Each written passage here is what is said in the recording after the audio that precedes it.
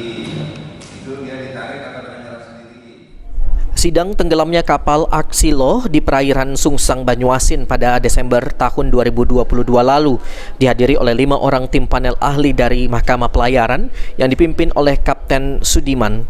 Dalam proses persidangan, 2 orang petugas kapal Aksilo duduk di kursi persidangan, yaitu nahkoda dan juga mualim 1 yang berstatus sebagai terduga. Menurut Kapten Sudiman, dalam sidang awal pihaknya masih mencari tahu penyebab dari tenggelamnya kapal Aksilo di perairan Sungsang Banyuasin. Selain itu, menurut Kapten Sudiman, dari hasil pemeriksaan penyebab tenggelam kapal Aksilo karena faktor cuaca.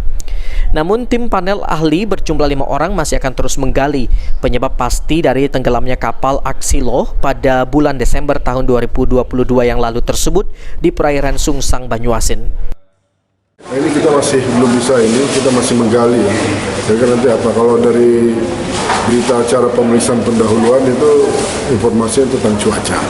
Tapi kita perlu menggali lagi lebih dalam itu.